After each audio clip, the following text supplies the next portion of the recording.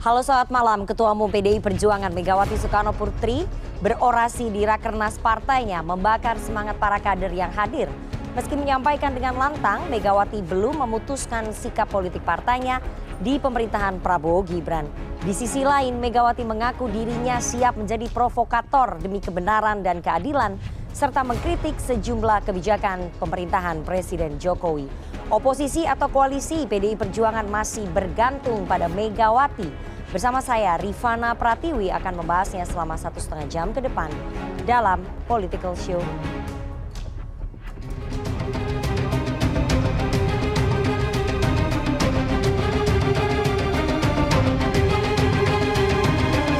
Berani apa tidak? Takut apa tidak? Berani apa tidak? Takut apa tidak? Berani apa tidak? Takut apa tidak? Nah gitu dong, berani. Nanti katanya saya Bu Mega provokator. Ya, saya sekarang provokator demi kebenaran dan keadilan. Kayak ini, tahu nggak sih? Ketua Umum PDI Perjuangan Megawati Soekarno Putri menyampaikan orasi di Rapat Kerja Nasional PDI Perjuangan di Jakarta Jumat lalu. Orasi yang disampaikan Megawati itu direspon sorakan para kader PDI Perjuangan yang hadir di Rakernas. Megawati juga menyebut dirinya provokator demi kebenaran dan keadilan. Ya, saya sekarang provokator demi kebenaran dan keadilan. Weh, naai. Ngerti kan? Ngerti kan yang dimaksud? Ya udah. Kenapa toh? Kan saya suka, malah anak-anak saya sendiri bilang, kok Ibu Ketum sekarang berubah ya, tukang ngamuk aja. Enak aja. Kalau nggak diamukin, udah dipanahin melulu badannya, bantengnya, keok, tahu nggak?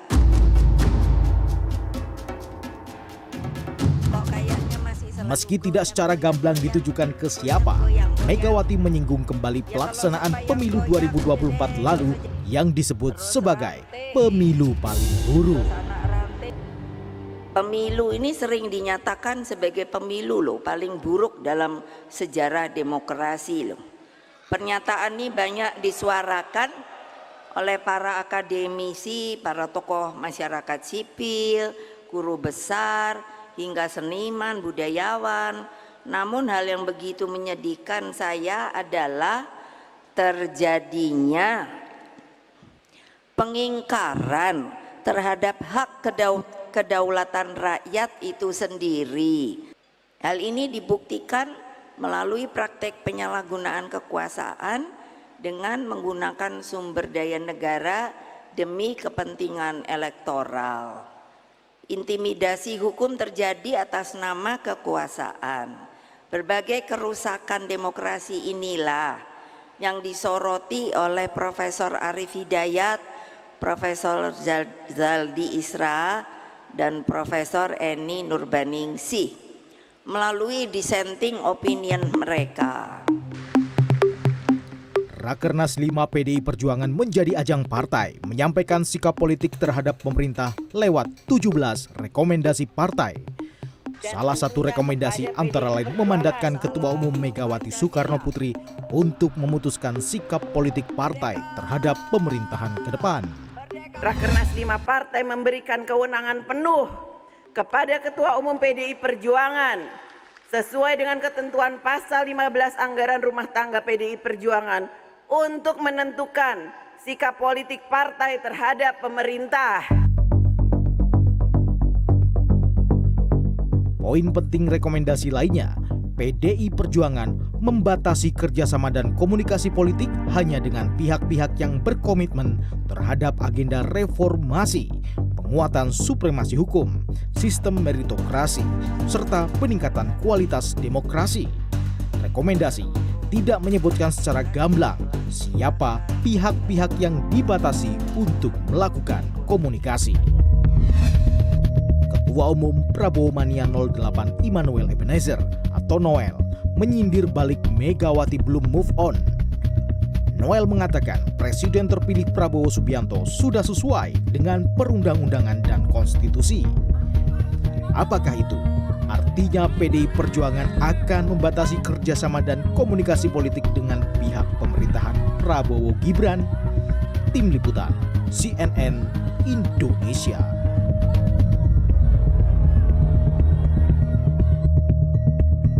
Terima kasih Anda masih menyaksikan Political Show. Kini saatnya kita masuk ke segmen Electionpedia. Tim Litbang CNN Indonesia telah merangkum data terkait pernyataan Ketua Umum PDI Perjuangan Ibu Megawati Soekarnoputri dalam Rakernas 5 serta rekomendasi hasil Rakernas PDI Perjuangan dan bagaimana kursi di parlemen jika PDI Perjuangan memilih beroposisi. Saya tunjukkan satu persatu. Ini adalah poin pernyataan dari Megawati Soekarnoputri di Rakernas 5 PDI Perjuangan.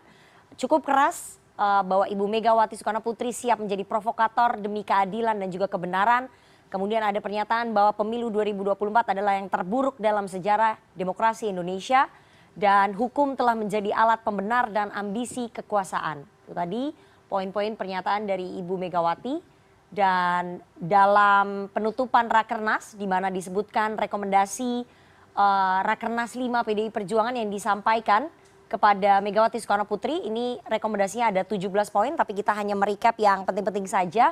Bahwa Rakernas PDI Perjuangan menilai pemilu 2024 adalah pemilu terburuk karena adanya penyalahgunaan kekuasaan dan PDI Perjuangan menolak hukum sebagai alat kekuasaan. Kemudian ada lagi rekomendasi dari Rakernas, PDI Perjuangan akan melakukan kerjasama politik kepada pihak-pihak yang menjunjung supremasi hukum dan menjalankan agenda reformasi. Dan yang ini cukup fenomenal ya ketika Ketua DPP PDI Perjuangan Puan Maharani sekaligus Ketua DPR sempat terharu dan juga meneteskan air mata ataupun menangis pada saat menyampaikan rekomendasi serta permintaan maafnya kepada rakyat Indonesia karena ada kadernya yang tidak menjunjung etika politik dan menyimpang pada pemilu 2024 dengan melanggar konstitusi dan demokrasi. Ini menarik sekali kepada siapa sebetulnya tangisan Puan Maharani ini ditujukan, permintaan maafnya ini ditujukan kepada siapa, itu nanti kita akan bahas dengan para narasumber saya. Oke, bagaimana jika PDI Perjuangan menjadi oposisi? Kita lihat kemarin dalam Rakernas 5 PDI Perjuangan, Ibu Megawati Soekarnoputri ternyata belum mengumumkan sikap politik resmi dari partainya karena masih menunggu kongres partai di sekitar bulan Januari atau April 2025. Jadi sikap dari PDI Perjuangan masih belum jelas terhadap pemerintahan Prabowo dan juga Gibran. Tapi kalau betul-betul PDI Perjuangan nanti beroposisi, maka kekuatan oposisi di parlemen saat ini berarti hanya ada PDI Perjuangan saja. 110 kursi. Sementara kekuatan koalisi Prabowo Gibran ini ada Partai Golkar dengan 102 kursi, Gerindra 86 kursi, kemudian Nasdem 69 kursi, PKB 68 kursi, PKS ini masih tanda tanya ya di 53 kursi apakah akan bergabung ke oposisi di parlemen bersama dengan PDI Perjuangan. Kalau PKS bergabung dengan PDI Perjuangan maka jumlah oposisi di parlemen hanya sekitar 163 kursi. Beda jauh dengan koalisi Prabowo Gibran. PAN ada 48 kursi, Demokrat 44 kursi ya. Sehingga totalnya cukup banyak, melebihi 70% total koalisinya Prabowo Gibran di parlemen. Jika PDI Perjuangan dan PKS ini masuk. Jadi total kursinya 162 kursi untuk oposisi, sementara total kursi untuk koalisi Prabowo Gibran di 417 kursi. Dengan catatan sekali lagi PDI Perjuangan dan PKS memutuskan untuk beroposisi, tapi sayangnya PKS juga belum memutuskan sikap, akan diputuskan dalam musyawarah Majelis Syuro PKS yang akan digelar pada bulan Juni mendatang. Kita lihat slide selanjutnya.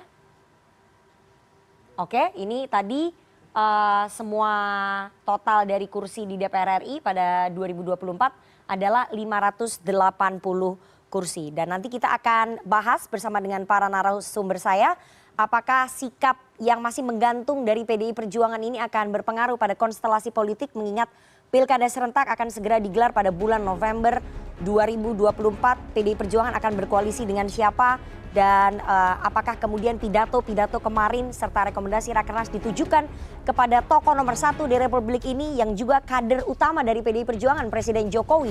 Nanti kita akan bahas dengan narasumber saya, tapi kita harus jeda terlebih dahulu. Jangan kemana-mana, tetap bersama kami di Political Show.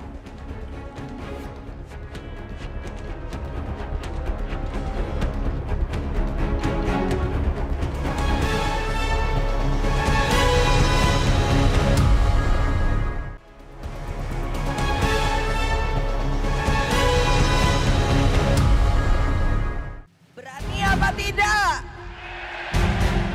Takut apa tidak?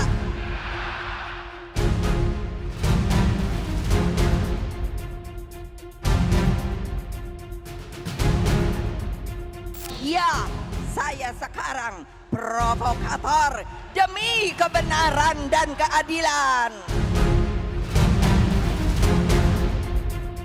Hubungan dengan adanya perilaku kader partai yang tidak menjunjung tinggi etika politik serta melakukan pelanggaran konstitusi dan demokrasi, Rakernas 5 partai menyampaikan permintaan maaf kepada seluruh rakyat Indonesia.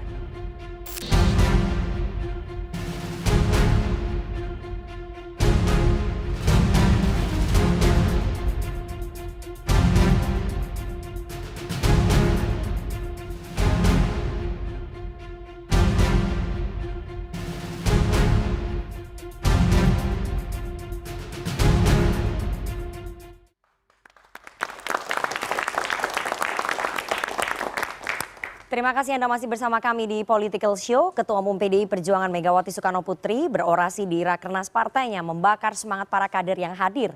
Meski menyampaikan dengan lantang, Megawati belum memutuskan sikap politik resmi partainya di pemerintahan Prabowo Gibran. Di sisi lain, Megawati mengaku dirinya menjadi provokator demi kebenaran dan keadilan serta mengkritik sejumlah kebijakan pemerintahan Presiden Joko Widodo. Oposisi atau koalisi PDI Perjuangan masih sangat bergantung pada Megawati. Malam ini kita akan membahasnya dengan narasumber di studio. Saya perkenalkan satu-satu. Dari yang paling kanan ada Panel Barus, Bendara Umum Projo atau relawannya Pak Jokowi, diehardnya Pak Jokowi. Selamat malam Bang Panel. Malam, Assalamualaikum. Waalaikumsalam. Ada Daniel Anzar Simanjuntak, juru bicara Pak Prabowo Subianto. Selamat malam Bang Daniel. Selamat malam, Assalamualaikum. Waalaikumsalam. Ada yang baru saja dilantik jadi ketua tim pemenangan Pilkada PDI Perjuangan, Bang Adian Apitupulu. Selamat malam Bang Adian. Lu tepuk tangan. Oke, dia haus tepuk tangan. Oke ya. Bukan haus tepuk tangan. Oke, pakar komunikasi. Biar omongan lu tidak sia-sia, ada respon. Pakar komunikasi politik Bang Effendi Ghazali. Selamat malam Bang Ege. Malam. Oke, dan seperti biasa kita tetap mengundang teman-teman mahasiswa meskipun pemilunya sudah selesai tapi ada Pilkada serentak 2024 di lebih dari 500 daerah ya. Jadi nasib Republik ini juga bergantung pada teman-teman mahasiswa sebagai pemilih muda. Siapa yang akan terpilih nanti jadi kepala daerah. Hadir langsung di studio CNN Indonesia malam ini ada Himpunan Mahasiswa Politeknik Negeri Jakarta. Teman-teman dari PNJ nanti boleh bertanya, mengkritik, mengungkapkan unek-unek, menyampaikan kegembiraan karena UKT batal naik. Nah itu gak apa-apa, nanti boleh kepada para narasumber. Batal ya. semua? Ya, Tidak batal, ditunda. Ditunda tahun depan. Enggak, saya pikir diserahkan ke Pak dibatalin Prabowo. semua, angkanya enggak. Oke, nanti kita bahas di dialog berikutnya ya. Tapi sebelum saya bertanya kepada para narasumber, saya akan putarkan lagi, kita remind sama-sama pernyataan dari Ibu Megawati Soekarno Putri pada Rakernas kemarin yang cukup keras-keras.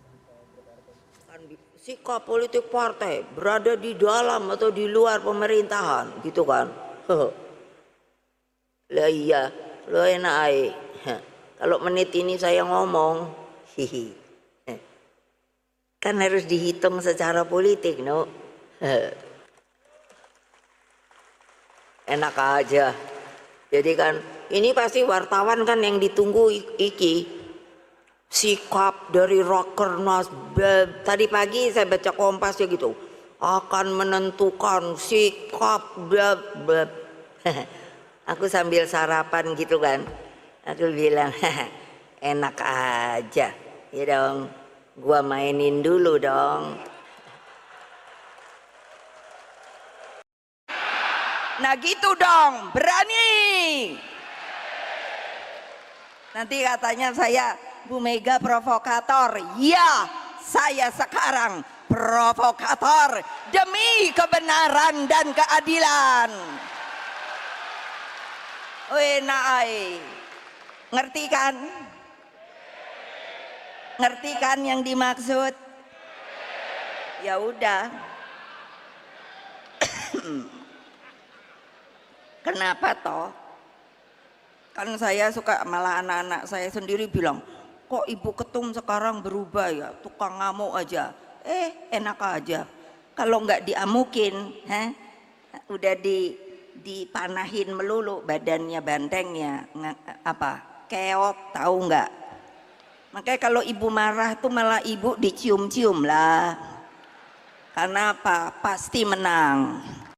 Oke, itu tadi pernyataan dari Ibu Megawati Soekarno Putri. Saya akan langsung ke Bang Adian ya. Bang Adian, PDI Perjuangan belum menentukan sikap akan oposisi atau koalisi atau melakukan kerjasama politik lah bahasanya Bu Mega terhadap pemerintahannya Prabowo Gibran. Tapi pernyataannya Bu Mega tadi cukup keras, siap menjadi provokator demi kebenaran dan juga keadilan. Jadi sebenarnya sikap PDI Perjuangan terhadap pemerintahannya Pak Jokowi dan Pak Prabowo nanti bagaimana?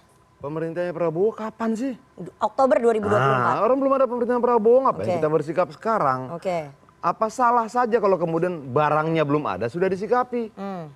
Jadi tidak ada yang salah dalam pernyataan Ibu Ketua Umum kita. Oke. Kalau dia bicara tentang saya siap menjadi provokator, memang arti provokator apa? Mengajak untuk bertindak toh. Jangan selesai dong kalimatnya. Saya bersedia menjadi provokator demi kebenaran dan keadilan. Artinya dia mengajak bertindak untuk menegakkan kebenaran dan keadilan. Terus apa masalahnya sampai harus kita bahas di CNN? Emang ada ketidakbenaran dan ketidakadilan ya sekarang ini? Kalau sudah baca seluruhnya dia bicara tentang ketidaknetralitas aparatur negara, penggunaan bansos dan sebagainya. Itu kan jelas tidak adil. Okay. Begini loh. Memangnya yang memberikan seragam pada para aparatur negara itu cuma segelintir orang? Tidak. Seragam itu dibeli dengan pajak rakyat yang memilih 02 maupun yang tidak memilih 02, yang memilih si A atau yang tidak memilih si B. Dalam konteks berpikir tentang itu, artinya siapapun yang menerima dari pajak rakyat sebagai eksekutif, pelaksana negara itu jangan berpihak dalam pemilu. Jadi sebetulnya itu ditujukan kepada rezim yang sekarang ya? Kepada siapapun siap yang menjadi terlibat, provokator untuk rezim yang sekarang? Siapapun yang terlibat dalam ketidakadilan besar seperti kemarin. Itu loh. Bagaimana misalnya kita melihat bansos dibagi-bagikan di pinggir jalan. Memangnya kita tahu pendapatan orang yang terima bansos di pinggir jalan itu berapa sehingga dia harus dapatkan bansos itu? Kan nggak ada angkanya. Gitu. Dan jumlah itu kan dipertontonkan. Menurut kita tidak fair. Bagaimana kepala desa, banyak sekali, panjang sekali cerita itu. Jadi provokator demi menegakkan kebenaran dan keadilan di rezimnya Pak Jokowi gitu kan? Di waktu manapun itu menurut gua penting. Apakah sekarang, apakah nanti, memang tugas kita apa? Ya menegakkan kebenaran dan keadilan dengan masing-masing kapasitas yang kita miliki. Oke, kalau memang Ibu Megawati merasa bahwa ada ketidakbenaran dan ketidakadilan di rezim yang sekarang ini, kenapa masih bertahan di pemerintahannya Pak Jokowi? Kenapa PDI Perjuangan tidak keluar sebagai provokator? Begini, kalau kemudian kita menarik menteri akan ada efek. Efeknya bukan pada Jokowinya, tapi pada rakyatnya. Akan ada perubahan banyak sekali kebijakan yang seharusnya diselesaikan. Tapi bukti kekonsistenan kita adalah kita akan setia sampai terakhir. Tidak mau mengganggu karena itu akan berdampak pada persoalan-persoalan rakyat yang lain. Bahwa kemudian kita sudah ditinggalkan bukan berarti kita harus meninggalkan dan mengkhianati toh. Kita boleh dikhianati tapi kita tidak akan menjadi pengkhianat. Kira-kira seperti itu gitu loh. Oke. Kalau kemudian misalnya Mensos mundur, berdampak nggak sama rakyat? Berdampak. Kalau kemudian menteri-menteri dari PDI Perjuangan mundur, berdampak nggak? Berdampak. Oke. Apakah pantas si kemarahan kita, kekesalan kita, kekecewaan kita dirasakan apa? Kemudian dampaknya diterima oleh rakyat yang tidak mengerti apa-apa mungkin, yang tidak kemudian bagian dari proses pertarungan ini mungkin gitu. Nah tidak boleh dong. Oke, kita marah, kita kesal, kita kecewa, kita sakit hati. Kita merasa dikhianati, kita ditinggalkan, biar itu jadi problem kita. Tidak boleh rakyat menerima akibat itu semua. Artinya sikap PDI Perjuangan di sisa pemerintahannya Pak Jokowi ini akan lebih banyak mengkritik, lebih banyak beroposisi. Sebenarnya gitu ya? tidak. Karena kritikannya di pidato itu banyak loh. Tidak gini loh, kalau kita mau lihat misalnya, bahkan dengan Dhanil dan teman-teman Gerindra, mungkin saya lebih kritis. saat pemerintahan Jokowi kemarin. Lebih banyak kita lontarkan kritik-kritik. Kritik itu tidak sesuatu yang salah kok. Dan dia tidak harus disampaikan oleh mereka yang ada di luar. Di dalam juga baik. Bisa dicari mana yang lebih banyak mengkritik Jokowi dalam 9 tahun. Jangan-jangan kita juga banyak melakukan itu. Iya. Oke, jadi ke depannya nanti sikap PD Perjuangan di pemerintahannya Pak Jokowi akan seperti apa? Sikap ke depan di pemerintahan Jokowi. Yang tinggal beberapa bulan lagi ini. Kita bicara di pemerintahan Jokowi yang tinggal 145 hari ini. Ya. Nggak ngapain kita sampaikan sikap itu. Kalau pemerintah yang dimaksud adalah pemerintah nanti, ya dibentuk dulu dong baru kita bersikap. Oke. Bendanya belum berwujud. Oke. Jadi masih banyak pertimbangan. Bahwa kemudian nanti kalau menterinya Dhanil, tentunya kita akan lebih banyak bersenyum seperti ini nilai-nilai. Lu kan nggak mau staff lagi kan, maunya kan menteri.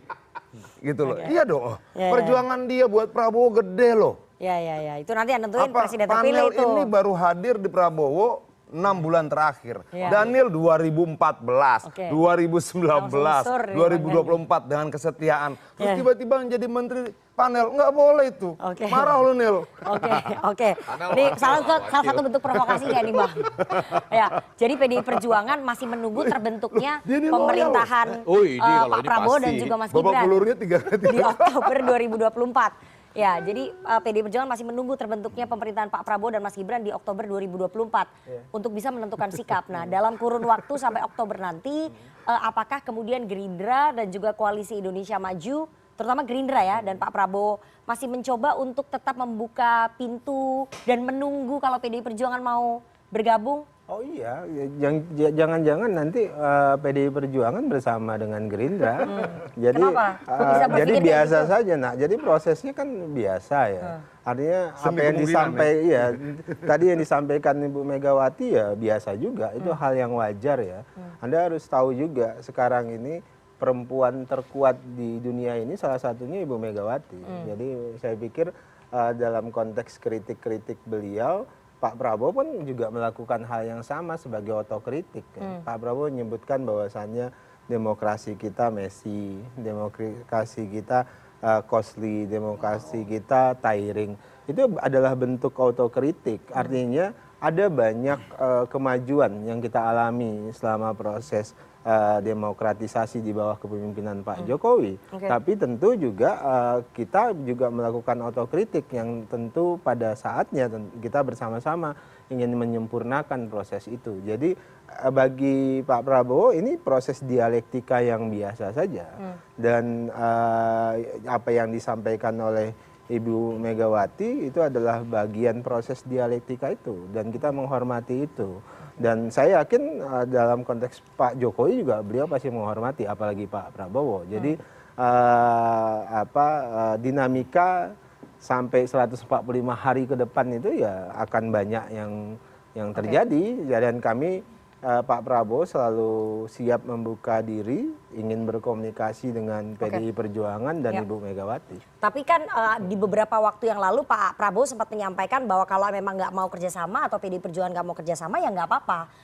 Sampai ada pernyataan dari Pak Prabowo kalau nggak mau kerjasama ya di luar aja, nonton di pinggir jalan gitu. Itu bukan ditujukan untuk PDI Perjuangan? Itu ditujukan untuk siapa saja yang punya potensi tadi ya, mengganggu dalam konteks destruktif. Ya, jadi kalau oposisi destruktif nggak? Mengganggu nggak? Enggak, itu bagian dari kerjasama. Ada yang di dalam pemerintahan, ada yang di luar pemerintahan.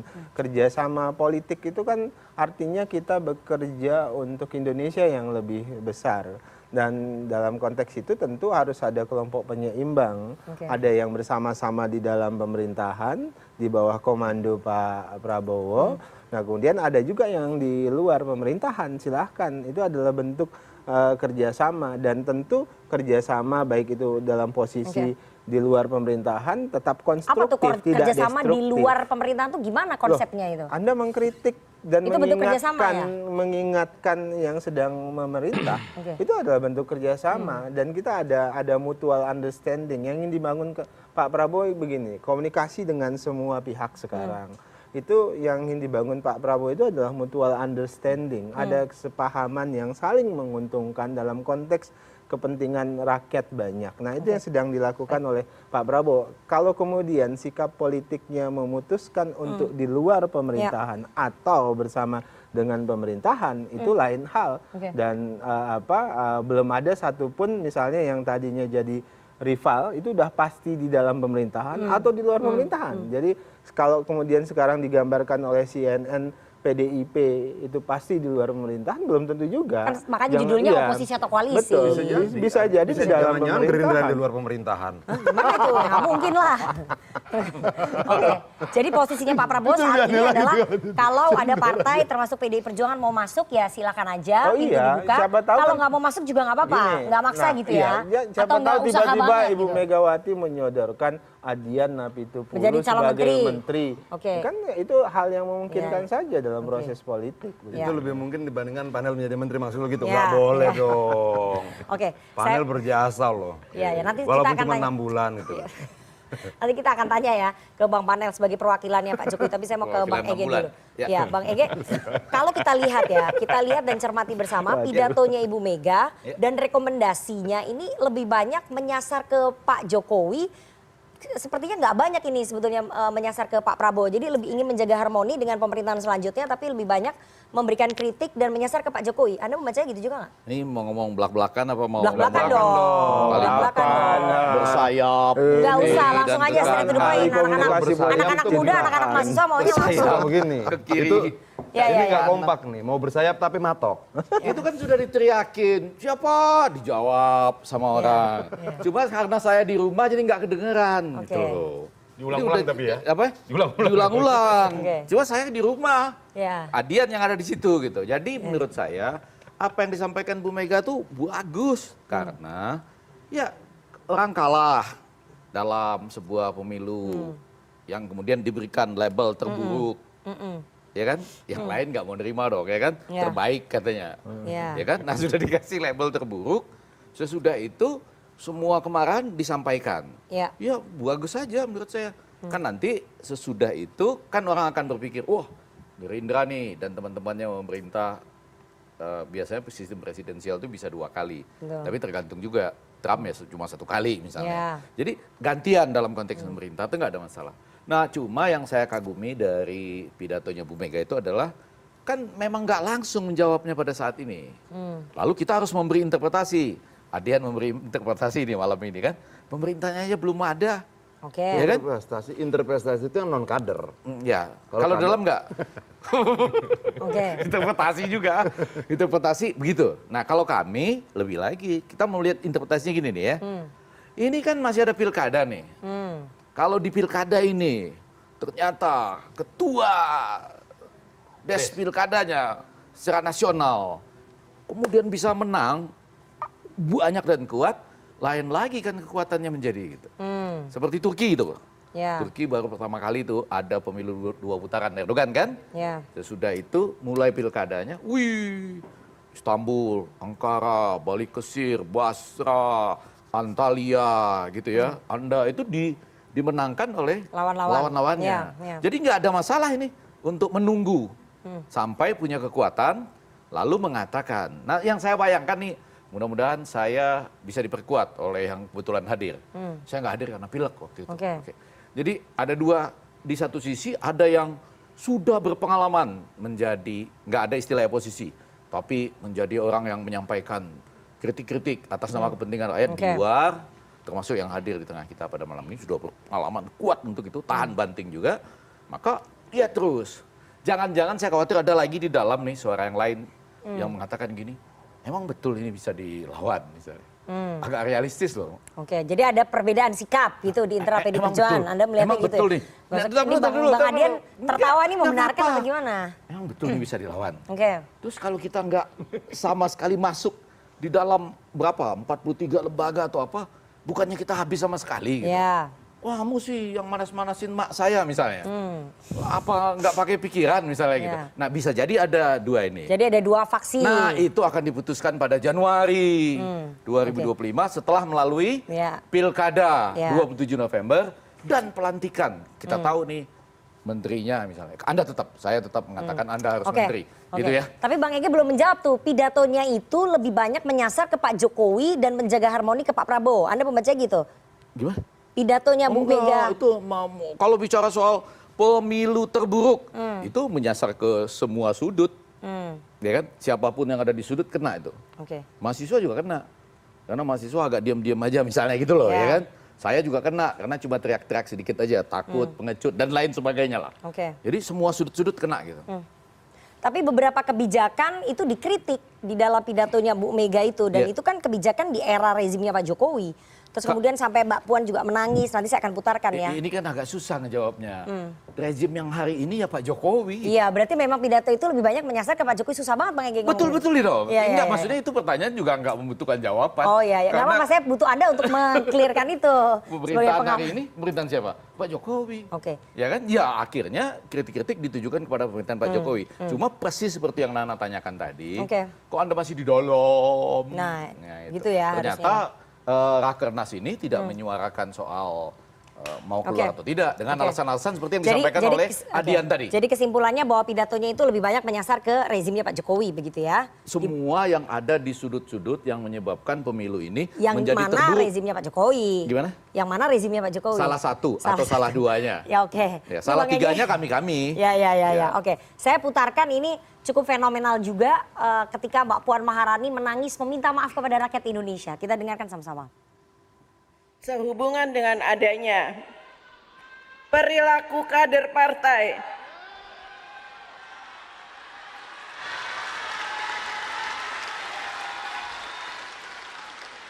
yang tidak menjunjung tinggi etika politik, tidak berdisiplin, dan melakukan hal-hal yang bertentangan dengan ideologi partai, serta melakukan pelanggaran konstitusi dan demokrasi, Rakernas 5 partai menyampaikan permintaan maaf kepada seluruh rakyat Indonesia. Sebelum ke Bang Panel, saya mau ke Bang Adian. Itu siapa yang melanggar, kader PDI Perjuangan yang melanggar konstitusi, melanggar demokrasi itu siapa? Pak Jokowi dan Mas Gibran gitu maksudnya? Sebenarnya tidak perlu kita tanya, rakyat pasti tahu. Tapi yang saya lihat di sini adalah begitulah kira-kira rasa kita semua di PD Perjuangan. Di PD Perjuangan itu beda dengan persepsi abang kita tadi. Kalau saya melihat persoalannya cuma panjang pendeknya sumbu saja.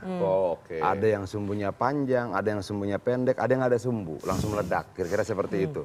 Nah, tapi secara umum perasaan kita, apa ekspresi Mbak Puan itu merepresentasikan perasaan kita semua. Perasaannya apa? Sedih, marah, kecewa, sakit, mau cerita panjang.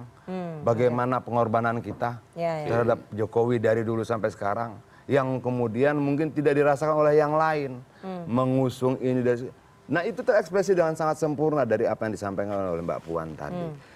Dia bergetar, tapi di sisi lain dia sadar diri dia ketua DPR yang harus berdiri tegak di hadapan sekian banyak orang dan di tengah sekian banyak perbedaan termasuk di dalam partainya sendiri. Dia harus bersikap ketika diundang bertemu dengan Jokowi waktu itu dia harus datang. Kenapa? Dia ketua DPR. Itu loh, dia ketua dari seluruh wakil rakyat yang ada di sana yang sana. Fraksi, ya. Walaupun dia bergetar hatinya, dia tetap katakan, oke, saya sedih, saya marah, saya kecewa, saya sakit hati, tapi saya ketua dari seluruh wakil rakyat di Indonesia ini. Oke, jadi memang itu ditujukan Itu apa ya? terhadap Pak Jokowi dan Mas Mental Gibran. dahsyat menurut saya. Oke. Saya mau ke Bang Panel ya, Bang Panel. Memang itu ditujukan permintaan maaf kepada rakyat Indonesia karena PDI Perjuangan merasa malu atas perilaku kader yang melanggar konstitusi dan melanggar demokrasi, itu memang ditujukan untuk Pak Jokowi dan Mas Gibran. Sebagai relawannya Pak Jokowi bagaimana? Adian tadi tidak menjawab secara spesifik itu ditujukan ke Menjawab nama itu. Enggak. Kan terakhir Dia tidak bahwa jawab. apa yang sudah dikorbankan Jadi kepada Pak saya tidak Jokowi. merespon itu. Ya, enggak, itu udah dijawab tadi. Kalau dia nggak mau respon biarin aja, ngapain paksa. Gimana? Tapi saya melihatnya begini, dari apa yang tercermin melalui pidato Ibu Megawati 80 menit itu, ya ada dua hal. Saya secara pribadi menilainya ada dua hal. Ada sebuah upaya atau taktik dari PDIP untuk memisahkan Pak Jokowi dengan Pak Prabowo. Taktik apa nih? Memisahkan Pak Jokowi dan Prabowo. Kalau dalam istilah saya taktik belah bambu ini.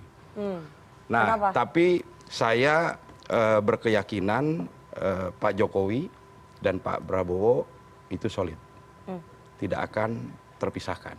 Kenapa beliau berdua sebagai tokoh atau negarawan akan tetap solid dan tidak terpisahkan? Karena beliau-beliau ini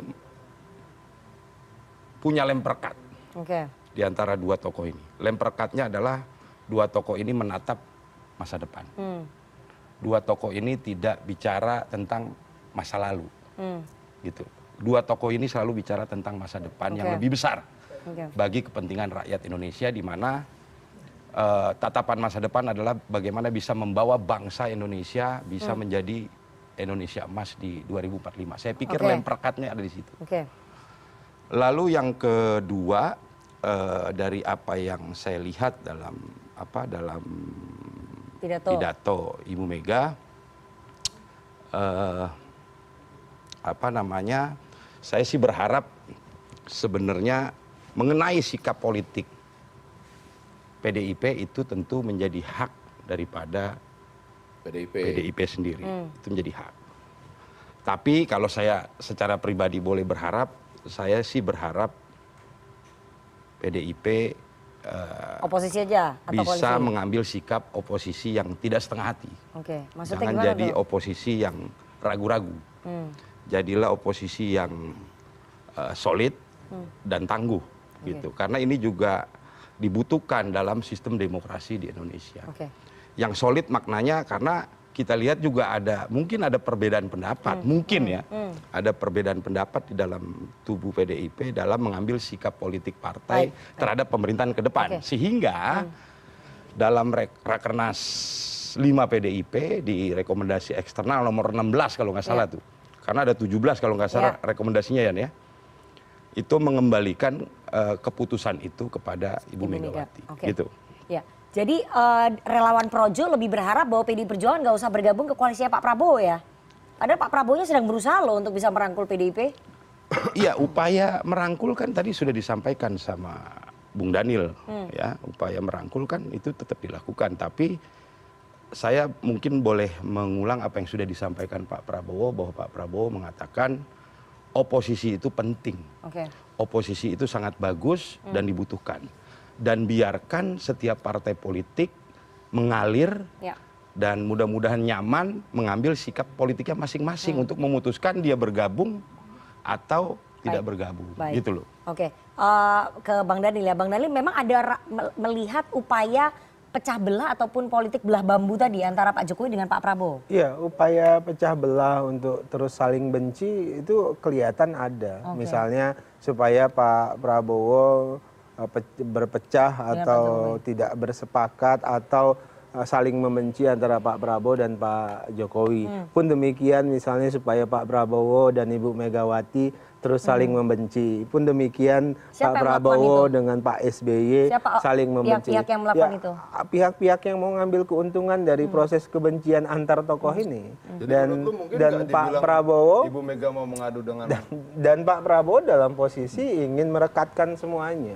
Sejak awal Pak Prabowo menyebutkan saya pengen ngopi-ngopi dengan semua mantan presiden ini dan semua kelompok. Terlepas kalau kemudian nanti memutuskan di luar pemerintahan dan di dalam pemerintahan, itu lain hal. Jadi Pak Prabowo ingin membangun semangat kenegarawanan dalam tata kelola pemerintahan dan politik kita ke depan. Kehidupan kebangsaan kita itu harus dibangun dengan semangat guyup, kata Pak Prabowo, semangat gotong royong. Terlepas tadi saya sebutkan ya, mau di dalam pemerintahan ataupun di luar pemerintahan. Misalnya PDIP memutuskan di luar pemerintahan, bagus saja, artinya ada kelompok penyeimbang yang kuat. Kalau di dalam pemerintahan silahkan. Kalau kemudian misalnya partai lain, Nasdem misalnya mau di luar pemerintahan silahkan. Jadi fokus Pak Prabowo tidak akan pernah membiarkan beliau berpecah dengan Pak Jokowi. Pun demikian beliau tidak ingin berpecah dengan Bu Megawati, Pak SBY, bahkan dengan kelompok-kelompok lain. Saya mau ke Bang Ege dulu. Anda juga melihat bahwa ada upaya pecah belah yang dilakukan oleh PDI Perjuangan, politik belah bambu tadi, untuk melepaskan Pak Jokowi dengan Pak Prabowo?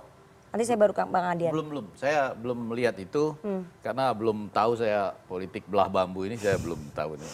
Oke. Yang saya tahu bambu gila itu yang orang muter-muter. Ya. Gitu. Belah bambu ini bagaimana caranya? Ya. Belum tahu saya. Tapi yang mau saya katakan adalah nggak apa-apa gitu. Biar aja gitu. Jadi semuanya ini indah kok gitu.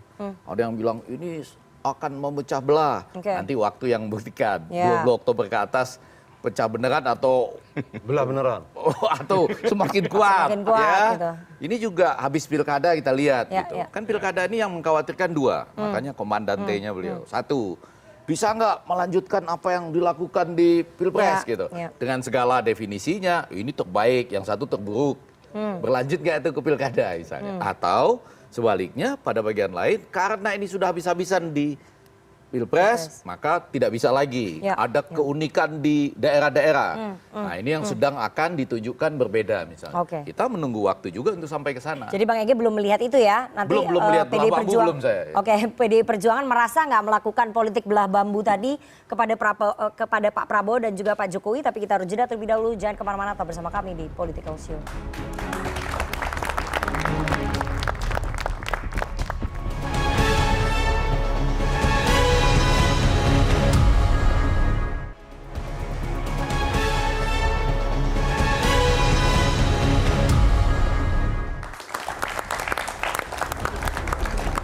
Terima kasih Anda masih bersama kami di Political Show dan kita akan lanjutkan perbincangan kita dengan para narasumber. Topik dialog kita pada malam hari ini, oposisi atau koalisi, PDI Perjuangan masih bergantung pada Megawati. Saya kembali lagi ke Bang Adian menjawab tadi pernyataan dari Bang Panel dan perasaan dari Bang Daniel bahwa memang ada upaya pecah belah ya yang mungkin dilakukan oleh PDI Perjuangan untuk bisa memecahkan hubungan antara Pak Prabowo dengan Pak Jokowi. Gue nggak tahu panel menyimpulkan itu dari kalimat yang mana.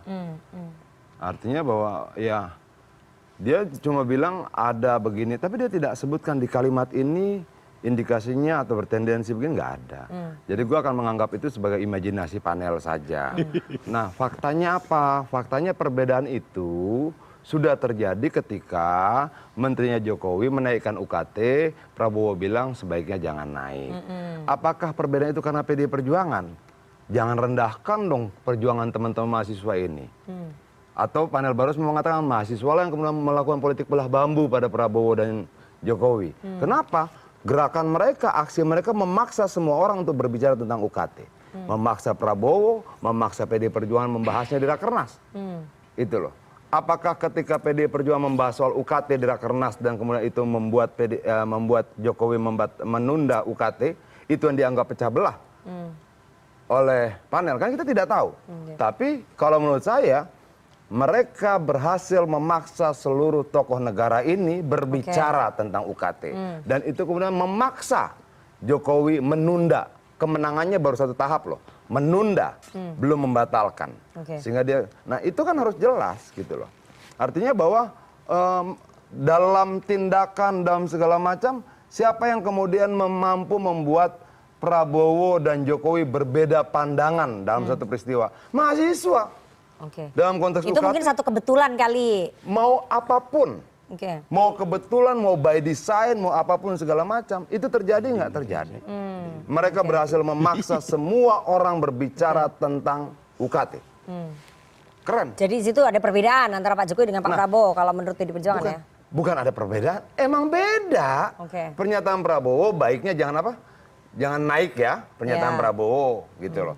Sementara yang menaikkan siapa? Menterinya Jokowi. Pak Jokowinya mungkin nggak tahu menterinya mau naikin. Ya itu tanya Jokowi gitu loh. Tapi artinya bahwa perbedaan itu sudah terjadi di situ. Apa campur tangan PDI Perjuangan? Nggak ada.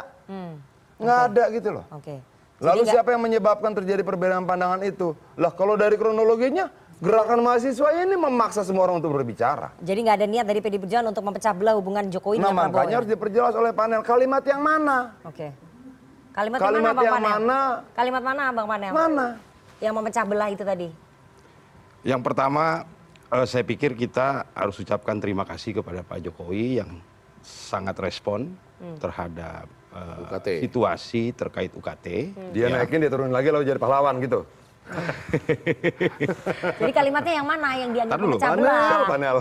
Saya pikir kita terima kasih kepada Pak Jokowi responsif terhadap suara-suara mahasiswa terkait kenaikan UKT ya dengan cara segera memanggil menteri terkait ya Mas Nadiem yang KTA-nya PDI ini ya untuk segera membatalkan atau menunda Mas Nadiem KTA-nya PDI Perjuangan? Tanya Nadiem. Oke. Nah, kita tanya nih ke terkait Bang UKT Ade. mahal tadi. Saya pikir itu. Oke. Gitu kalau terkait UKT ya. Gitu. Kalau yang terkait bagian mana yang dianggap memecah belah itu tadi? Dijawab. Ya itu kan analisis pribadi saya tadi. Enggak, saya lu bilang. mengutip yang mana? Sebentar dulu. Oke. Analisis pribadi saya melihat dari 80 menit pidato yang disampaikan itu secara spesifik serangan hanya diserahkan kepada Pak Jokowi. Jadi Anda merasa Saya itu ngelihat serangannya kepada Pak Jokowi ya? Ini politik satu elus satu kritik. Oke. Gitu loh. Saya ngelihatnya begitu saya Yang pribadi. dielus yang bagian mana ke Pak Prabowo? Ya saya ngelihatnya begitu. Oke. Gitu. Tapi rasanya dalam pidato itu ada persoalan MK juga, Ya. KPU juga. Iya dan gitu-gitu. sebenarnya Jadi tidak cuma makanya dari tadi saya bilang semua sudut. ada dua hal lagi yang ingin saya sampaikan terkait pidato itu. Yang kedua ya tadi baru satu hal terkait upaya memisahkan Pak Jokowi dengan Pak Prabowo. Yang kedua saya lihat sejak awal Rakernas 5 PDIP sudah berupaya mendegradasi, mendelegitimasi pemerintahan terpilih Prabowo Gibran dengan tuduhan-tuduhan kecurangan yang TSM, gitu loh. Itu yang saya lihat kalau dalam bahasa rekomendasinya adalah pemilu yang paling buruk gitu ya. Dalam sejarah. Nah, Tapi di negara kecurangan lain yang sama juga kan Panel? sebentar, kecurangan yang TSM Oke. terstruktur sistematis dan masif ini, Oke. sebenarnya ini kan diksi lama yang bukan kita baru dengar di pemilu Baik. 2024 Oke. ini. Di pemilu-pemilu sebelumnya juga Ya. Ada. selalu bilang ini curang TSM. Oke. Ini Jadi wajar curang nggak itu TSM gitu. digunakan?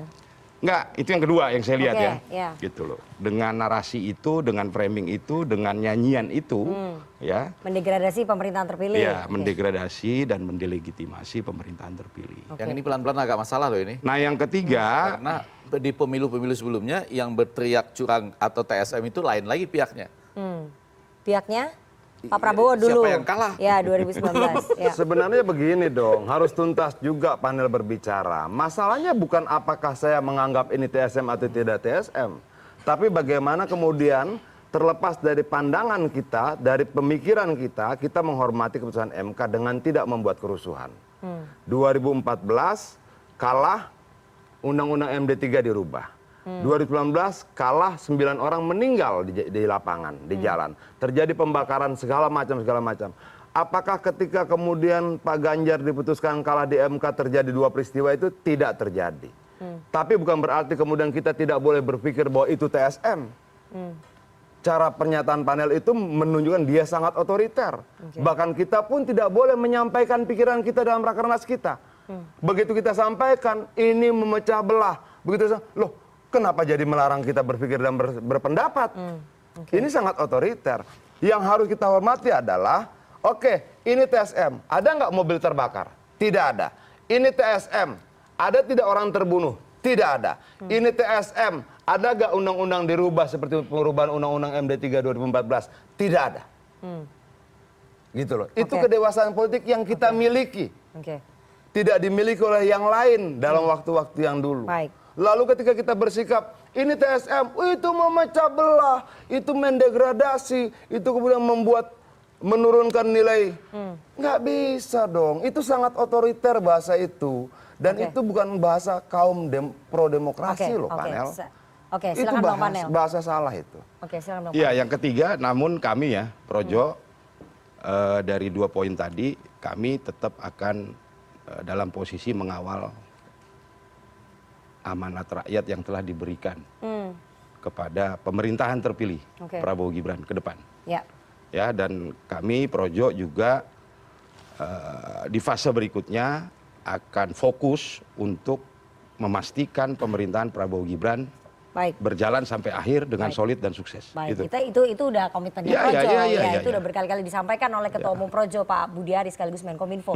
Saya akan beranjak ya lebih jauh soal pilkada. Karena sikap PDI Perjuangan ini akan berpengaruh pada pilkada sesuai analisisnya Bang Effendi Ghazali tadi.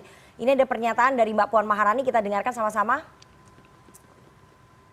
Merekomendasikan kepada Ketua Umum PDI Perjuangan untuk hanya melakukan kerjasama dan komunikasi politik dengan pihak-pihak yang memiliki komitmen tinggi di dalam menjamin pelaksanaan agenda reformasi, penguatan supremasi hukum dan sistem meritokrasi, serta peningkatan kualitas demokrasi yang berkedaulatan rakyat guna peningkatan sebesar-besarnya untuk kemakmuran rakyat.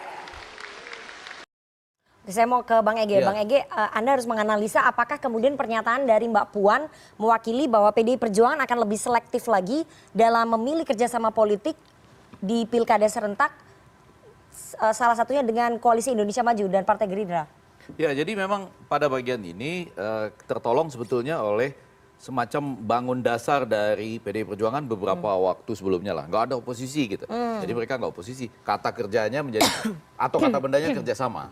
Nah, coba dalam pilkada menurut saya, inilah makanya ditaruh komandante ini di sebelah sini, Ya. agak berat di bawah itu. Kenapa? Analisis saya ya. Ya. Karena di situ kan ada dua cair, ya? hal. Iya, bukan cuma cair. Ada dua hal tuh, antara menang sama mempertahankan bahwa kita tidak bekerja sama dengan mereka yang TSM tadi. Ya. Misalnya. Kan itu TSM sama dengan melanggar Ya. konstitusi dan lain-lain. Ya. Nah, ini kan ada antara keinginan yang ingin ditegakkan ditambah dengan kenyataan bagaimana mendapat sejumlah tiket untuk maju.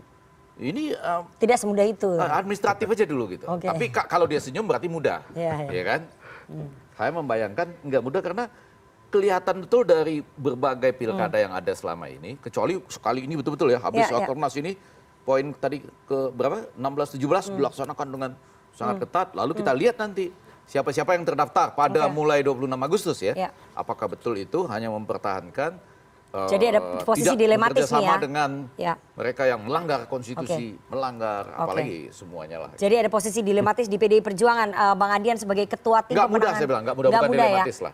Jadi nggak mudah untuk PDI Perjuangan, Anda sebagai ketua tim pemenangan pilkada dengan pernyataan yang Mbak Puan tadi merekomendasikan partai hanya bekerja sama dengan pihak-pihak yang tidak melanggar konstitusi, itu bagaimana? Bisa Menegakkan nggak sih supremasi hukum? bisa nggak sih kita berbicara untuk kepentingan yang lebih besar, untuk kepentingan rakyat? Oke. Contohnya begini, kenapa kemudian PDI Perjuangan tidak menarik menterinya? Oh enggak, kita tidak mau ada program terganggu, karena ketika program itu terganggu korbannya adalah rakyat. Ya. Oke, kenapa sih kemudian kita berkata demikian kemarin? Ya kita bicara kontrak pilpres. Oke. Sementara ini pilkada berbeda. Jangan dong. Oke. Jangan dong kemudian problem itu menjadi problem seluruh orang, problem semua level. Enggak boleh. Ya pilpres ya pilpres. Oke. Pilkada Gitu loh. beda lagi ceritanya. Pilkada beda lagi ceritanya. Oke. Jangan dan kemudian dibawa sampai kemudian pemilihan kepala desa. Jangan. Nggak bisa. Oke. Ini problem pilpres. Kelar di pilpres. Ya. Oke. Pilkada akan punya masalahnya sendiri. Iya. Gitu loh. Kemudian pilkada akan punya masalah sendiri. Iya. Oke. Nah, masalah ini harus kita proporsional melihatnya, jangan dicampur adukan. Yang berbahaya ketika kemudian dicampur adukan gitu loh. Problem di pilpres menjadi problem pilkada. Sementara persoalan rakyat tidak selalu sama. Baik. Bagaimana perilaku elit di pilpres dan perilaku elit di pilkada tidak bisa kita generalisir Oke. gitu. Jadi PDI Perjuangan akan tetap membuka komunikasi politik dengan partai-partai di Koalisi Indonesia Maju. Nah, terutama kalau Gerindra, kita di dewasa, pilkada. kalau kita dewasa secara politik menempatkan persoalan secara proporsional, jangan kita campur adukan. Kita siap bekerja sama dan seluruh partai yang kisi-kisinya disampaikan oleh Mbak Puan Oke. tadi. Oke. Dia berpihak pada demokrasi, dia menjaga upaya penegakan hukum, dia menjaga ideologi, konstitusi dan sebagainya. Tapi jangan campur adukan. Oke. Begitu kalian campur adukan, problemnya lebar. Oke. Oke, dari situ nanti kita akan lihat siapa yang mau bangsa ini tercerai-berai, Baik. siapa yang mau bangsa ini remuk redam. Oke. Yang mau bangsa ini remuk redam, yang mencampur adukan pilpres, pilkada sampai pilkades. Jadi Gitu. konstelasi pilkada tidak dipengaruhi pilpres begitu? Lo beda soal dong. Itu menurut PDI Perjuangan. Undang-undangnya tidak sama, Ya, pasal-pasalnya tidak sama. Yang terlibat juga orang-orang calonnya tidak sama. Tapi banyak orang-orangnya Pak Jokowi, orang-orang di sekitarnya Pak Jokowi, kerabatnya Pak Jokowi yang akan maju di pilkada, itu nanti PDI Perjuangan gimana? Loh itu sikap yang berbeda lagi. Oke. Gitu loh. Oke. Dalam Medan konteks lain lagi, misalnya begini. spesialisasi lain lagi. Ya ini banyak begini. diferensiasinya ini. Lo tidak dong. Boleh nggak kemudian kita menolak politik dinasti yang dipaksakan seperti itu sampai level tertentu? Ya. Boleh. Apakah itu ada hubungan sama pilpres? Tidak. Ini pilpres, ini pilkada, ini pilkades, ini politik dinasti, ini begini. Itu hal-hal yang berbeda-beda. Kalau semua kita campur adukan, artinya kalian ingin bangsa ini tercerai-berai. Baik. Saya mau ke Bang Problem Daniel. di atas menjadi problem rakyat, menjadi problem petani, buruh dan sebagainya. Tidak boleh. Saya mau ke Bang Daniel. Bang Daniel, kalau PDI Perjuangan tidak mau mencampur adukan kontestasi di Pilpres dengan kontestasi di Pilkada, artinya komunikasi politiknya dengan partai-partai di koalisi Indonesia Maju ataupun Gerindra itu masih terbuka. PDI Perjuangan pengennya begitu. Gerindra gimana? Loh, komunikasi dalam konteks di tingkat pusat sampai ke daerah, kebijakan Pak Prabowo melalui Partai Gerindra sama. Oke, Kita santai-santai mau aja ya. berkomunikasi dengan siapapun, kita mau ngopi dengan siapapun. Jadi dalam konteks politiknya Pak Prabowo itu nol benci, nol dendam. Jadi dalam posisi kami tentu ingin bergotong royong, apalagi dengan PDI Perjuangan. Mereka adalah salah satu partai yang kuat di banyak daerah. Gerindra open sekali nih. Kami sangat Cocok banget nih di Pilkada. Di Pilkada Jadi, cocok, di Pilpres nggak cocok. ya, Oke. enggak, kami dalam konteks tertentu gini loh, jangan sampai berbeda itu bermakna benci, enggak gitu. Gerindra dalam poin ingin merangkul semuanya. Kita ingin semuanya bareng-bareng bangun Indonesia. Kalau kemudian sikap dan caranya berbeda, itu hal yang biasa. Anda nggak mungkin misalnya nyatukan saya dengan Bang Adian dalam konteks perspektif.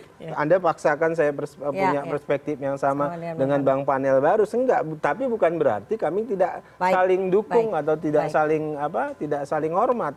Nah, itu yang harus dilakukan edukasi yang konsisten terhadap pemilih kita kepada rakyat kita. Saya akan lebih spesifik ya soal Pilgub Sumatera Utara. Ini udah jelas-jelas perbedaannya bahwa Ini di Pilgub Sumatera Utara, pemilihan gubernur Sumatera Utara, Partai Gerindra sudah resmi mengusung Bobi Nasution, menantunya Pak Jokowi yang baru saja masuk ke Partai Gerindra jadi kader. Bobi sudah mendaftar ke Partai Gerindra jadi sebagai kader. Kenapa? Karena salah satu syarat yang ingin didorong oleh Partai Gerindra adalah majunya kader-kader Gerindra. Nah, Bobi daftar ke Gerindra, kemudian dia jadi kader.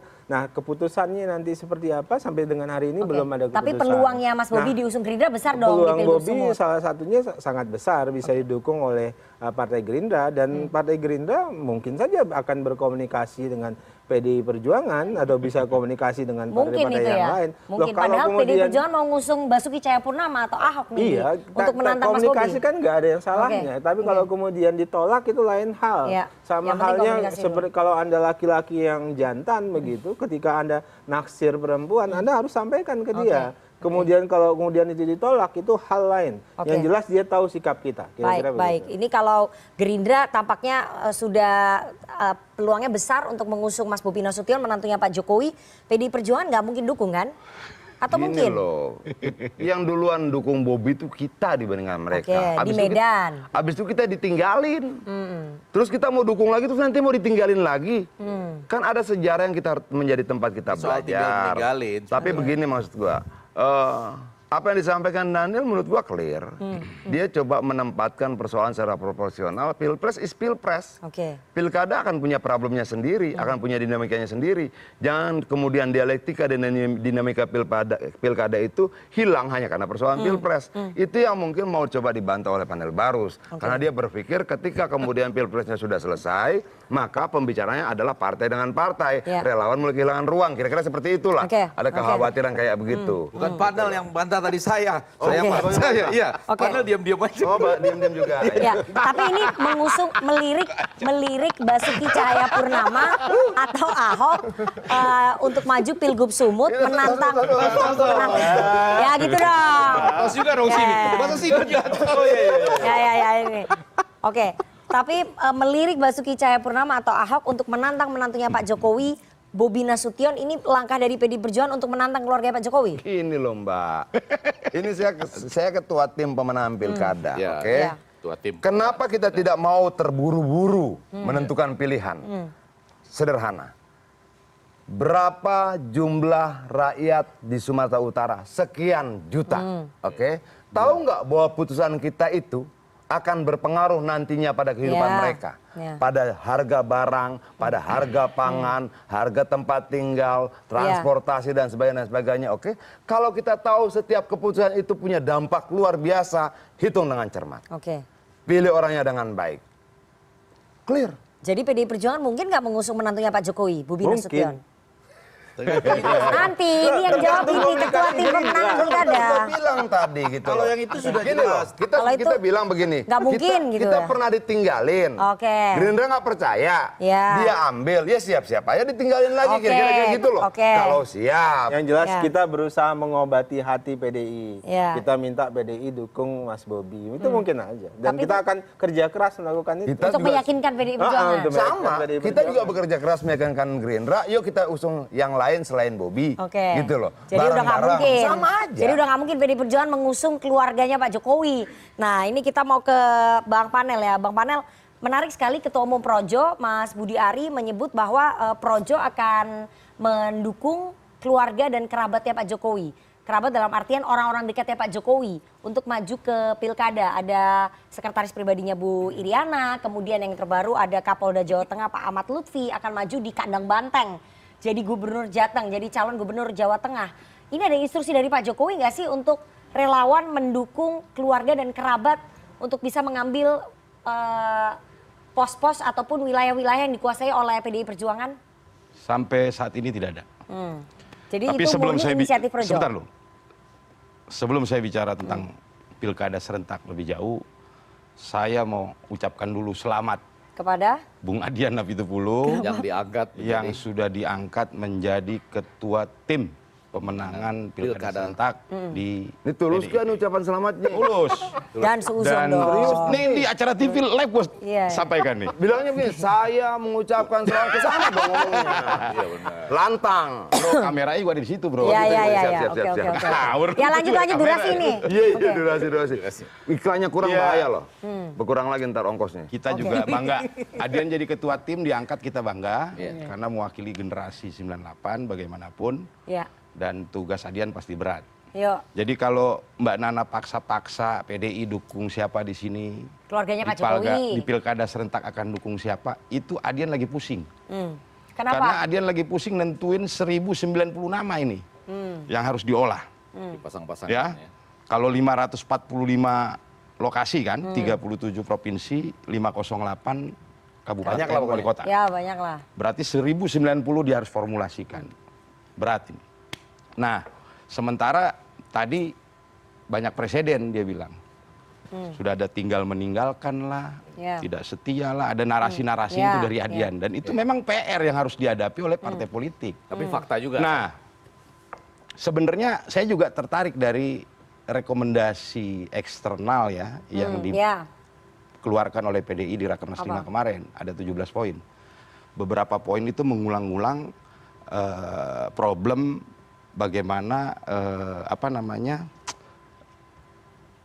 pelembagaan partai politik. Oke, Itu diulang-ulang tuh terus? di poin beberapa itu, gitu ya, perbaikan, pembenahan Ya. di partai Ya, politik. ya, Karena ada yuk. beberapa isu yang penting dan mendasar. Nah, ya, yang pertama bagaimana sebuah partai bisa menghasilkan kader yang Ya, tangguh, oke. bukan adopsi. Ya. Ini kan karena banyak pragmatisme nih terjebak Jadi pragmatisme poinnya apa ingin. nih? Poinnya apa, Iya, Bang? panjang banget sih nggak? Iya. Poinnya apaan sih? Terus? Ya tugasnya dia berat Ucapin ini. selamat apa Iya. ya? Jadi kalau dipaksa-paksa Tadi PDI padahal akan mulainya duduk- enak loh ngucapin selamat. Iya.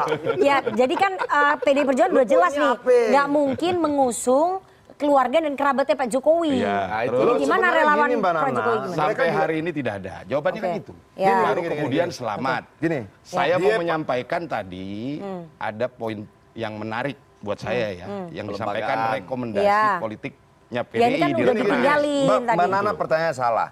Dia Gerindra. Oke. Oke.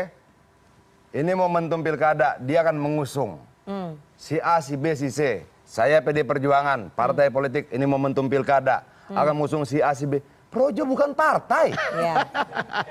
Mau ngusung siapa? Ya. Oke. Jadi Ya. ya, dia tidak bisa mengusung siapa-siapa selain bertahan untuk memenangkan Tapi kan keluarga Jokowi. relawannya memenangkan. Bukan, Undang-undang Ini- kita ini- mengatakan. Ini Sebentar. nanti ucapan selamat jadi gua korting nih Yan. Kalau lu Kagak, kemudian gua mendowngrade peran Oke. gerakan rakyat. Ya, gua ini kita harus break nih. Gua mendudukan Dalam problemnya bahwa secara konstitusi kita undang-undang Gua kita setuju itu, gua nggak debat lewat itu. partai Oke. politik. Jadi Baik. kalau dia tanya bagaimana Projo, dia bukan partai politik. Ya kan tidak membantu bisa mencalonkan pemenangan. siapa-siapa. Ya. Lu mau mendowngrade itu atau Oke, apa? oke kita lanjutkan Lu nanti di undang-undang segmen itu selanjutnya kemarin ya. dia diangkat Kita harus ketua jeda terlebih relawan dahulu. ini. Jangan kemana-mana, tetap bersama kami di Relawan Political tuh. Show. Siapa yang relawan?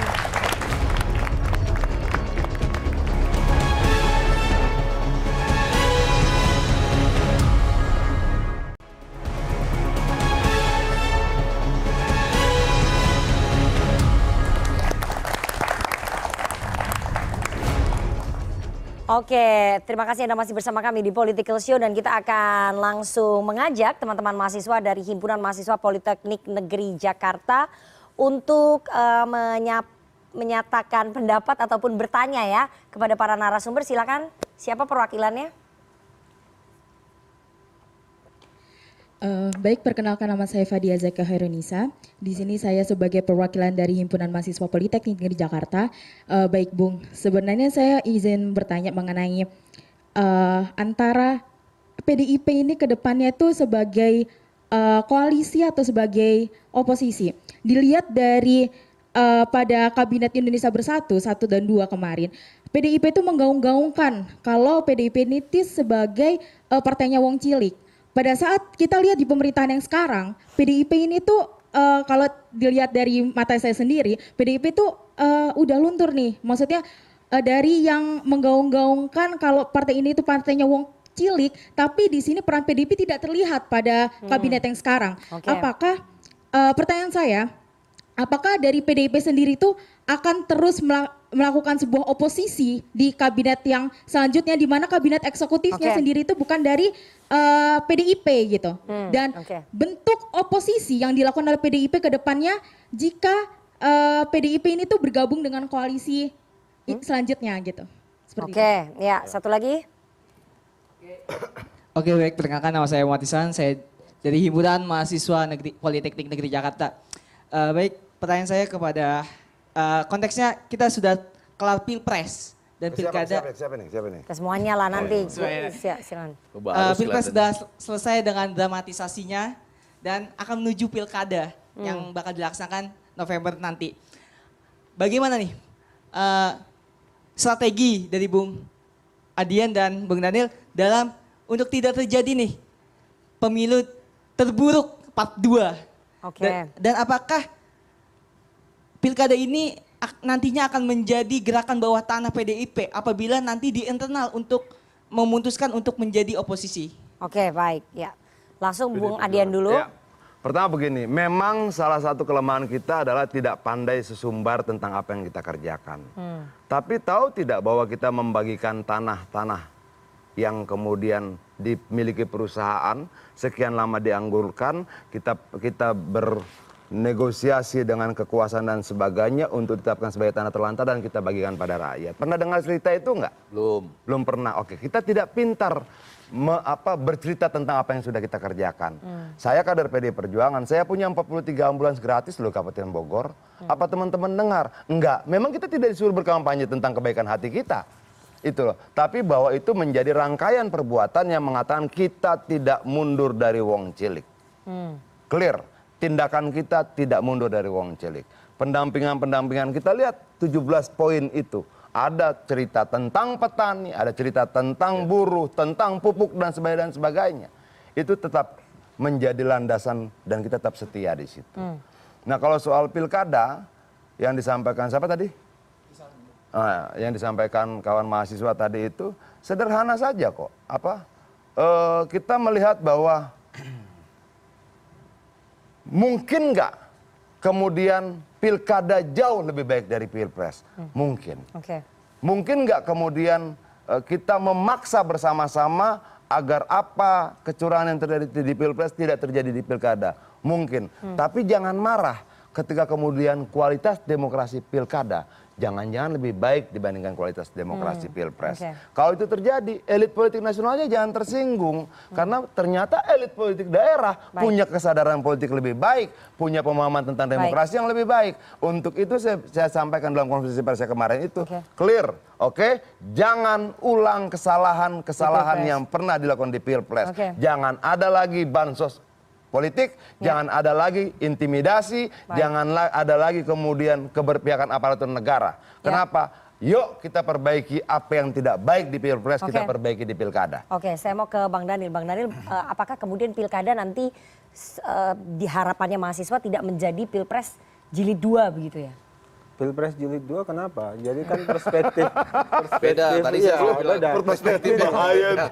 Pilpres jilid 2 itu kalau Pilpres jilid 2 yang Anda maksud itu adalah kemenangan kubu Pak Prabowo, itu adalah apa tentu yang kita harapkan. Pak Prabowo sekarang dalam proses ingin memastikan keberlanjutan itu juga menjalar di daerah-daerah dan pilkada, dan semangat itu ingin dijaga oleh Pak Prabowo, kesinambungan pembangunan, kemudian setiap kepala daerah itu bisa menjadi kepanjangan tangan dari pemerintah pusat, kemudian kita memaksimalkan otonomi daerah kita dengan baik, ya. Apa yang sudah dimulai oleh Pak Jokowi juga bisa dilanjutkan di daerah-daerah, itu pertama. Kemudian kedua, kalau ada yang kurang dari proses demokrasi kita, itu juga akan jadi sinyalemen yang sudah disampaikan oleh Pak Prabowo. Pak Prabowo tentu tidak ingin ada pilkada yang costly, gitu, yang kemudian tiring, melelahkan semua pihak, kemudian Messi berantakan, kan itu sudah menjadi sinyalemen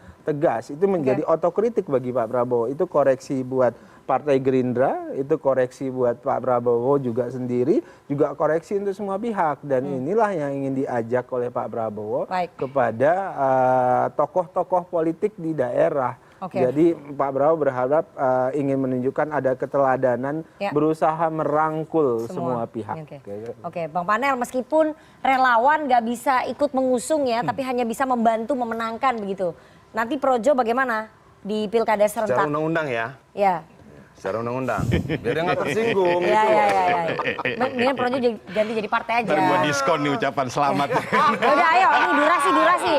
Ayo, durasi. Jadi Projo pasti memainkan perannya di pilkada serentak, karena pilkada serentak ini satu momen politik penting. Kita akan mendukung calon-calon kepala daerah yang akan bersinergi dengan pemerintah pusat.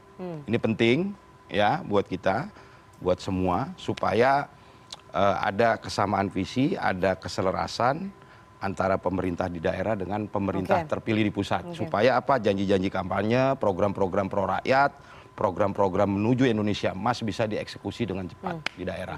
Karena pilkada serentak ini adalah distribusi kekuasaan di daerah, jadi itu penting. Sorry, Aduh, ini sedikit ya, kita udah mau habis nih. Ya, sebentar. Apa pernyataan dia itu tendensinya menganggap Indonesia itu federatif?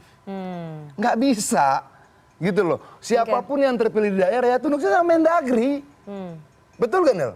Iya. Nah, konsep dia itu berangkat dari pemikiran negara federasi. Bisa beda-beda gitu loh. Walaupun federasi pun ada kesepakatan hal-hal tertentu pusat. Gitu loh. Nah, konsep itu diperbaiki, tolong panel ya.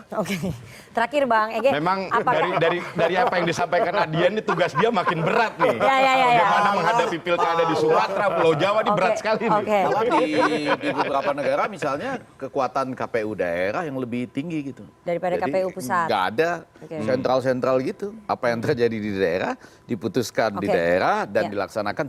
Saya cuma mau bilang begini, ini tidak bisa hanya diserahkan kepada pengusung.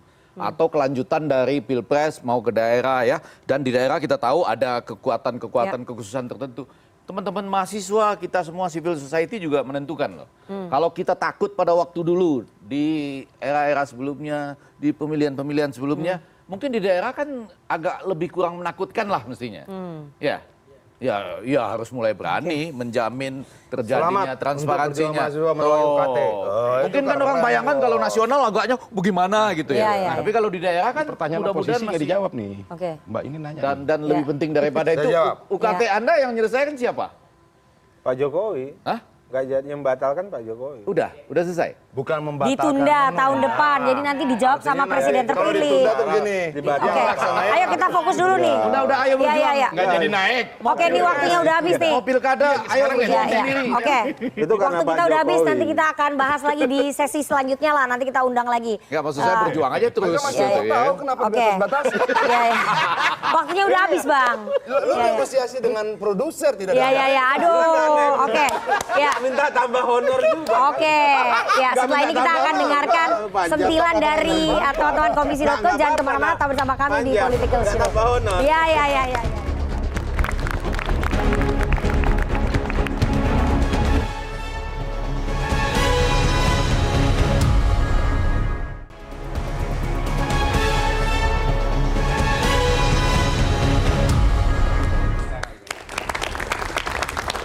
Assalamualaikum warahmatullahi wabarakatuh. Salam. Salam Pancasila. Salam Merdeka. Pancasila. Merdeka. Weh, Bang. Pada tahu semua, Bang. Tapi kayaknya lebih tahu joget gemoy kayaknya nih anak-anak ya. Ya, kita kedatangan, tepuk tangan dulu, kita kedatangan Abang Daniel Azhar dari Gerindra. Iya, Bang, mau nanya, Bang. Bobi Nasution apa kabar ya?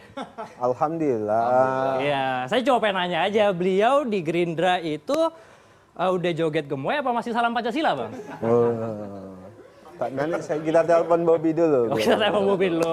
Oke, perkenalkan teman-teman, nama saya Duto Triaji dan kemarin itu saya nonton video di YouTube Rakernas PDIP. Wah, dan saya shock nontonnya.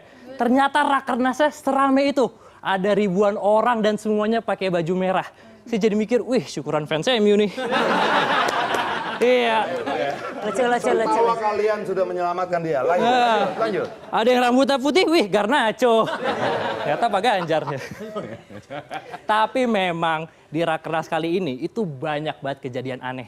Salah satunya itu adalah salam pembuka dari Ibu Megawati. Ini buat yang nggak tahu ya, salam pembuka orasi Ibu Megawati itu seperti ini.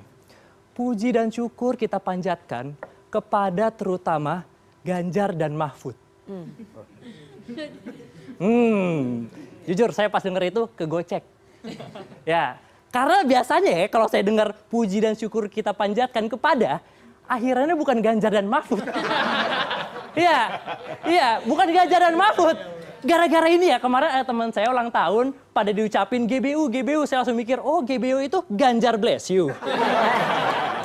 Oh, ternyata seperti itu. Lucu.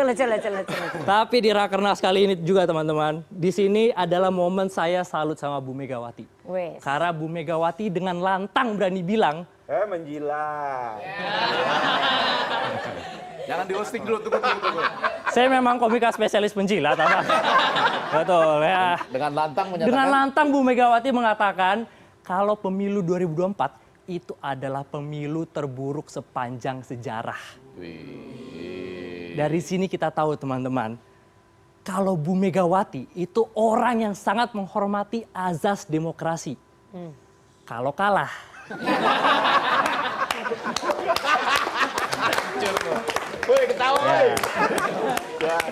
Ya ingat ya teman-teman, PDIP itu partai wong cilik. Kali ini Bang Adian nggak ketawa. Ketawa membantu karir. Ketawa gua bukan karena dia lucu. Tapi gua tahu bahwa dari ketawa gua bisa menyelamatkan hidup. Nah, dengar kata Bang Adian tuh. Kalau dengan ketawa orang lain bisa selamat, kenapa tidak kita ketawa? Bagus Bang. Ayo ini biarin dia menyelesaikan biar saya cuma 2 menit aja Bang di sini Bang. Enggak apa-apa. Enggak apa-apa. Saya cuma 2 menit enggak apa-apa sini Bang. Tawa honorin Anda, Bro. Ya, enggak apa-apa. Sebagai kader partai, kita siap mengorbankan jiwa dan raga. Saya sebagai stand up comedian juga siap diambil jobnya. Saya siap. Dia selamat. Ayo durasi. Oke. Siap diambil jobnya. Ayo lanjut. Tertawakan Durasi udah dia. mau habis. Semakin banyak tertawa kita, semakin besar honornya. Semakin cepat dia selamat. Bang, durasi udah mau habis. Tapi udah ini terakhirnya saya. Oh, ketawa. Jangan dulu. Menurut saya nih, ini menurut saya. Iya udah. Ini keresahan saya pribadi. Dia lagi marah soal Bu Mega tadi. Ini keresahan saya pribadi. Menurut saya Rakernas PDIP kali ini nggak seru. Kenapa? Karena Rakernas PDIP itu vibe-nya berubah semenjak tahun lalu. semenjak Bu Megawati bilang ke Pak Jokowi, ih Pak Jokowi kalau nggak ada PDIP kasihan deh. Abis itu berubah, lihat sekarang Rakernas, aneh. Ya, Mbak Puan nangis. Ya, Bu Megawati ngaku provokator. Bobi Nasution masuk Gerindra. Ini ya saya yakin Pak Jokowi nggak datang ke Rakernas itu karena beliau di rumah nonton TV sambil bilang, PDI kalau nggak ada saya kasihan deh. Oke. Thank you. Itu tadi sentilan-sentilan. Oke. Biar lebih selamat.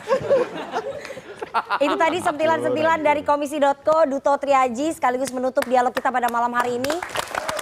Ya, menyelamatkan tugas dia. Terima kasih kepada seluruh narasumber yang sudah hadir di dialog kita pada malam hari ini dan juga teman-teman dari Himpunan Mahasiswa Politeknik Negeri Jakarta yang juga sudah hadir di studio CNN Indonesia dan kita akan bertemu pekan depan hari Senin jam 20.30 waktu Indonesia Barat. Saya Rifana Pratiwi pamit.